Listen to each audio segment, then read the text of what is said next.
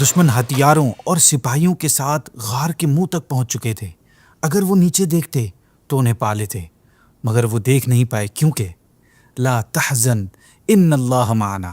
السلام علیکم ورحمۃ اللہ وبرکاتہ۔ ناظرین، مدینہ منورہ جب اسلام اور مسلمانوں کے لیے پناہ حاصل کرنے کی جگہ بن گیا تو اللہ پاک کے پیارے اور آخری نبی صلی اللہ علیہ وسلم نے صحابہ کرام علیہم الرضوان کو اجازت دے دی کہ وہ مکہ مکرمہ سے ہجرت کر کے مدینہ منورہ چلے جائیں۔ چنانچہ سب سے پہلے حضرت ابو سلمہ رضی اللہ تعالیٰ عنہ نے مدینہ ہجرت کی۔ اس کے بعد ایک کر کے دوسرے لوگ بھی مدینہ جانے لگے۔ اس بات کا جب کفار قریش کو پتہ چلا تو انہوں نے مسلمانوں کو مائیگریٹ کرنے سے روکنا شروع کر دیا، مگر اس کے باوجود مسلمان چھپ چھپ کر ہجرت کرتے رہے۔ اب نوبت یہاں تک آ پہنچی کہ مسلمانوں میں سے مکے میں صرف وہی لوگ رہ گئے جو یا تو کافروں کی قید میں تھے یا غریب ہونے کی وجہ سے ہجرت نہیں کر پا رہے تھے، سواری وغیرہ نہ ہونے یا ساز و سامان نہ ہونے کی وجہ سے۔ اس کے علاوہ پیارے آقا صلی اللہ علیہ وسلم کو چونکہ ابھی تک خدا کی طرف سے ہجرت کا حکم نہیں ملا تھا، اس لیے آپ صلی اللہ علیہ وسلم بھی مکہ مکرمہ میں ہی ٹھہرے ہوئے تھے۔ حضرت ابو بکر صدیق اور حضرت علی رضی اللہ تعالیٰ عنہ کو بھی ابھی تک مکے میں روکا ہوا تھا آپ نے، اس لیے یہ دونوں صحابہ بھی مکے ہی میں حضور کے ساتھ ٹھہرے ہوئے تھے۔ ایٹ دی اینڈ جب کفار مکہ نے یہ دیکھ لیا کہ آپ صلی اللہ علیہ وسلم اور مسلمانوں کے سپورٹرز اور مددگار مکے سے باہر مدینے میں بھی ہو گئے ہیں اور ہجرت کرنے والے مسلمانوں کو مدینے والے اپنی پناہ میں لے رہے ہیں، تو کفار مکہ کو یہ ٹینشن ہو گئی، یہ خطرہ محسوس ہونے لگا کہ کہیں ایسا نہ ہو کہ محمد بھی مدینے چلے جائیں صلی اللہ علیہ وسلم، اور پھر آپ صلی اللہ علیہ وسلم وہاں سے اپنے سپورٹرز کی فوج لے کر مکے پر حملہ کر دیں، چڑھائی کر دیں۔ چنانچہ اس خطرے کا دروازہ بند کرنے کے لیے کفار مکہ نے اپنے اسمبلی ہاؤس یعنی دار الندوہ میں ایک بہت بڑی میٹنگ رکھی۔ مکے کا کوئی ایسا بڑا سردار یا انٹلیکچوئل نہیں تھا جو اس میٹنگ میں شریک نہ ہوا ہو۔ قریش کے تمام سردار اس میٹنگ میں شامل تھے۔ اس میٹنگ میں آپ صلی اللہ علیہ وسلم کا سب سے بڑا دشمن بھی خاص طور پر شامل ہوا تھا، وہ بھی بغیر انویٹیشن کے۔ کون؟ ابلیس۔ جی ہاں، ابلیس اس میٹنگ میں ایک بزرگ یعنی شیخ کی صورت میں آیا تھا۔ قریش کے سرداروں نے جب اس سے اس کا نام نسب وغیرہ پوچھا تو بولا، میں نجد کا شیخ ہوں، میں تمہارے معاملے میں اپنی رائے دینے آیا ہوں۔ یہ سن کر قریش کے سرداروں نے ابلیس کو بھی اپنی میٹنگ میں شریک کر لیا اور پھر ایجنڈے پر ڈسکشن شروع ہو گئی۔ کفار میں سے ایک نے یہ رائے دی کہ آپ صلی اللہ علیہ وسلم کو کسی کوٹھری میں، کسی بند گھر میں بند کر دیا جائے۔ اس پر شیطان نے کہا، یہ رائے اچھی نہیں ہے، خدا کی قسم اگر تم لوگوں نے ان کو کسی مکان میں قید کر دیا تو یقیناً ان کے جانثار صحابہ کو اس بات کا پتہ چل جائے گا اور وہ پھر اپنی جان پر کھیل کر ان کو قید سے چھڑا لیں گے۔ ایک نے یہ مشورہ دیا کہ آپ صلی اللہ علیہ وسلم کو مکے سے نکال دیا جائے تاکہ آپ کسی دوسرے شہر میں جا کر رہیں۔ یہ سن کر شیطان نے بگڑ کر کہا کہ تمہاری اس رائے پہ لعنت، کیا تم لوگوں کو معلوم نہیں کہ محمد کے کلام میں کتنی مٹھاس اور تاثیر ہے صلی اللہ علیہ وسلم؟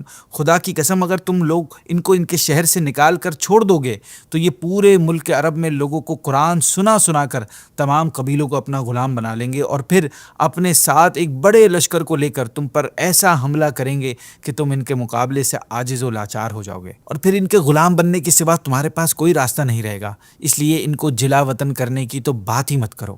اس کے بعد ناظرین ابو جہل بولا کہ ساتھیوں، میرے ذہن میں ایک رائے آئی ہے جو اب تک کسی نے نہیں سوچی۔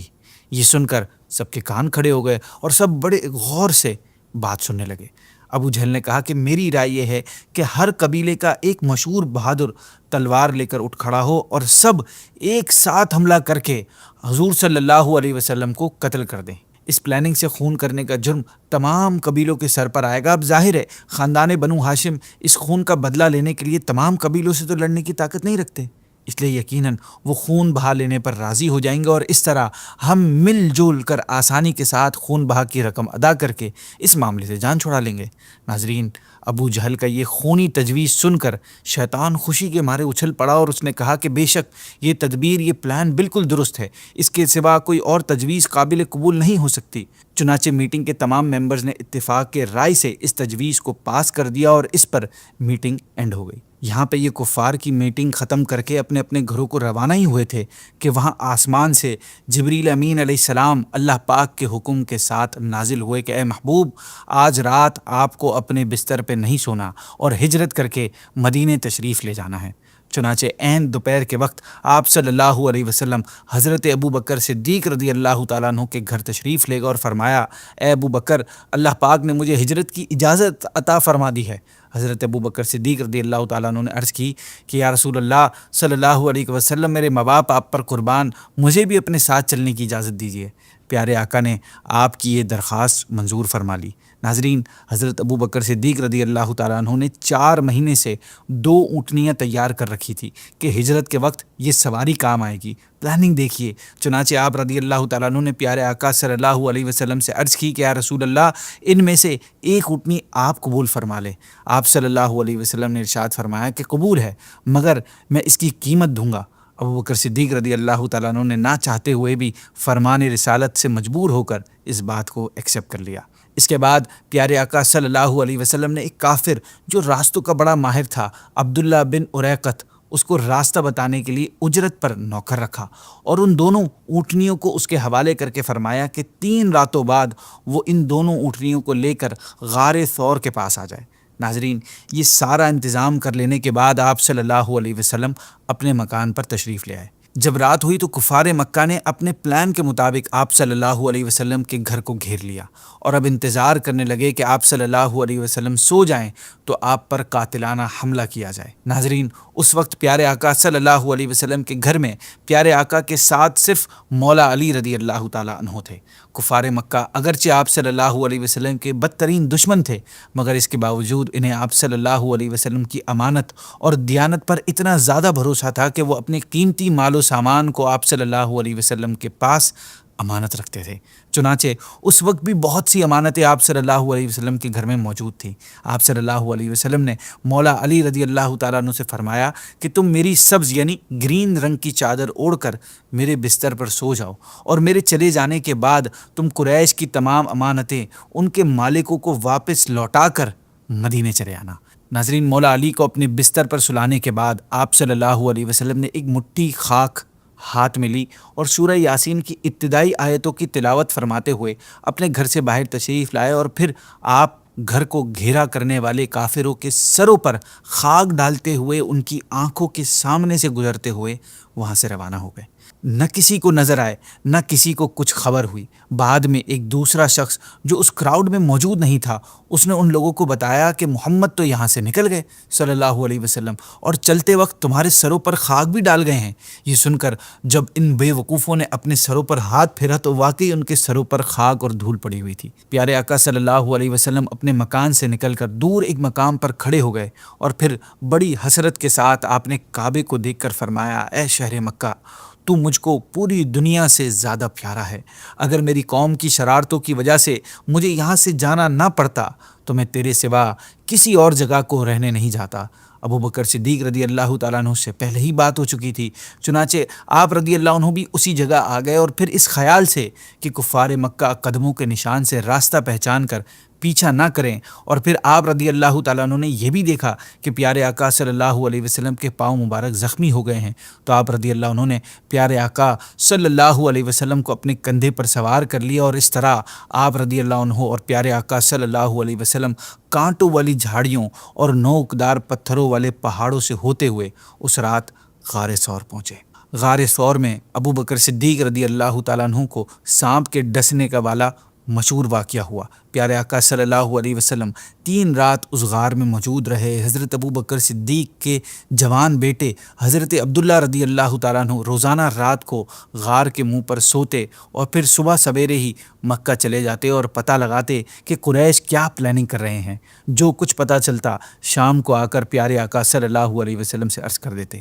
حضرت ابو بکر صدیق رضی اللہ تعالیٰ عنہ کے غلام حضرت عامر بن فہیرہ رضی اللہ تعالیٰ عنہ رات جب کچھ گزرتی تو چراغاہ سے بکریاں لے کر غار کے پاس آ جاتے اور ان بکریوں کا دودھ آپ صلی اللہ علیہ وسلم اور حضرت ابو بکر صدیق رضی اللہ تعالیٰ عنہ پی لیتے تھے۔ ناظرین، پیارے آقا صلی اللہ علیہ وسلم تو یہاں غار ثور تک پہنچ گئے تھے، وہاں کافروں کے ساتھ کیا ہوا یہ بھی جانتے ہیں کفار مکہ جب صبح کو پیارے آقا صلی اللہ علیہ وسلم کے مکان میں داخل ہوئے تو بستر نبوت پر مولا علی رضی اللہ تعالیٰ عنہ تھے۔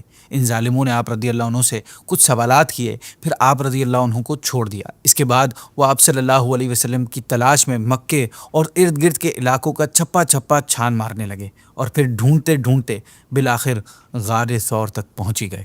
کفار جب غار ثور کے منہ پر پہنچے تو دیکھا کہ غار کے منہ پر مکڑی نے جالا بنایا ہوا تھا اور کنارے پر کبوتری نے انڈے دے رکھے تھے۔ یہ خدا کی طرف سے اس کے محبوب صلی اللہ علیہ وسلم کی حفاظت کے لیے پہرا تھا۔ کیسے؟ ایسے کہ انہیں دیکھنے کے بعد کفار قریش آپس میں کہنے لگے کہ اگر اس غار میں کوئی انسان موجود ہوتا تو نہ مکڑی اپنا جالا بناتی، نہ کبوتری یہاں انڈے دیتی۔ یہ سوچ کر وہ اس غار میں داخل ہی نہیں ہوئے۔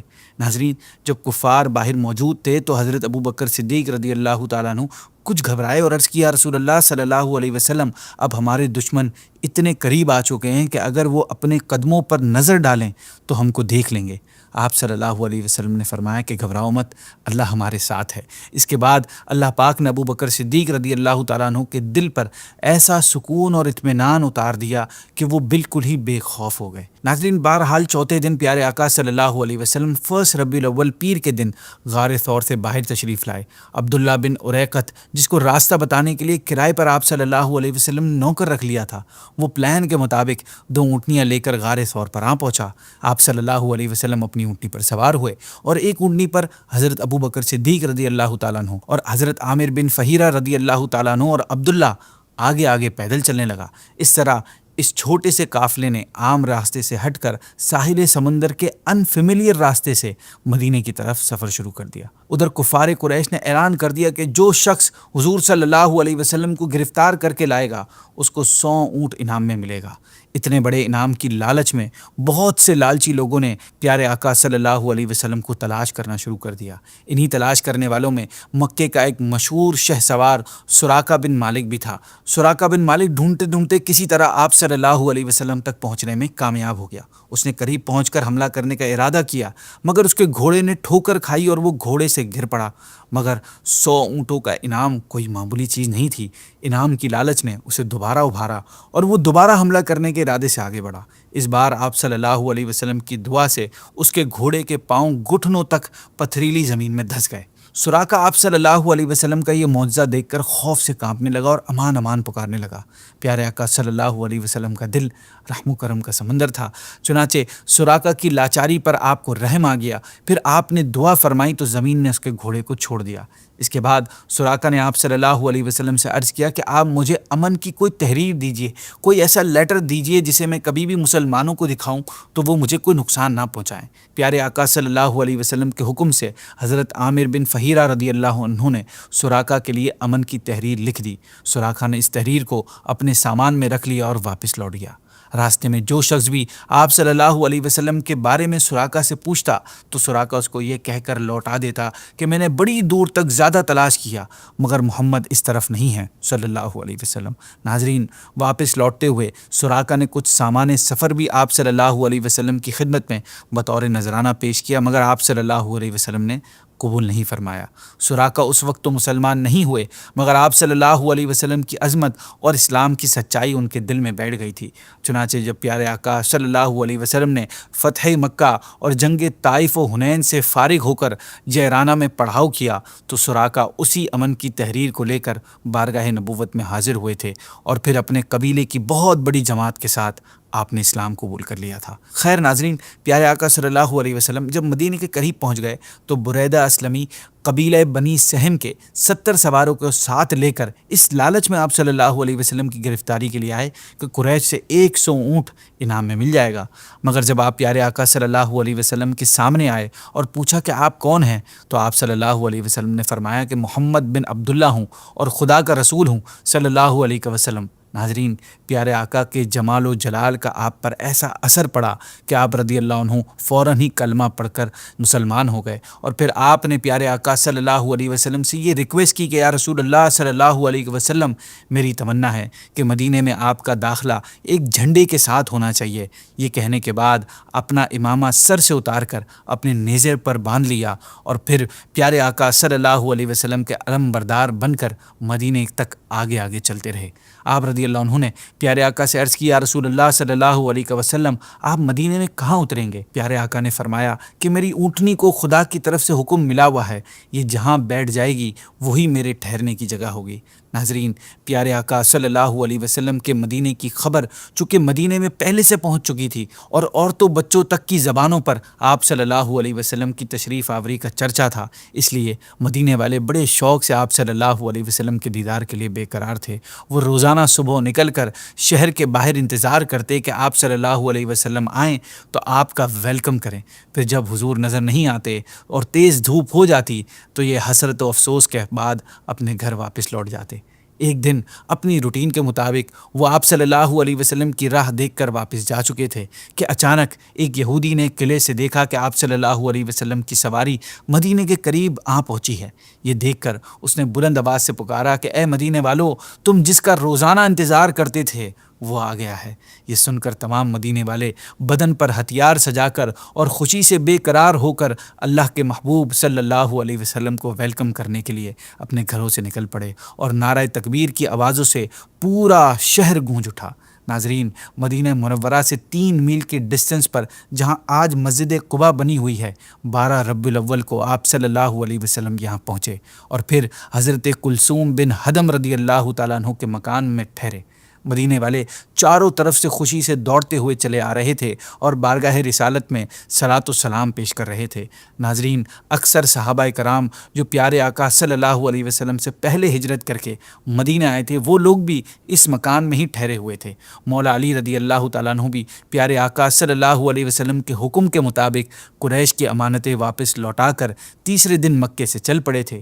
وہ بھی مدینے آ گئے اور اسی مکان میں آپ رضی اللہ تعالیٰ عنہ بھی ٹھہرے اور حضرت کلثوم بن حدم رضی اللہ تعالیٰ عنہ اور ان کے خاندان والے ان تمام مہمانوں کی مہمان نوازی میں دن رات مصروف رہنے لگے۔ ناظرین، یہاں ہماری ایپیسوڈ کا وقت مکمل ہوا۔ اسی کے ساتھ پیارے آقا صلی اللہ علیہ وسلم کی مبارک زندگی کا ایک حصہ یعنی آپ صلی اللہ علیہ وسلم کی مکی زندگی یہ کمپلیٹ ہوا۔ نیکسٹ ایپیسوڈ میں ہم انشاءاللہ مدنی زندگی کو سٹارٹ لیں گے۔ اس کے ساتھ اجازت دیجیے۔ السلام علیکم ورحمۃ اللہ وبرکاتہ۔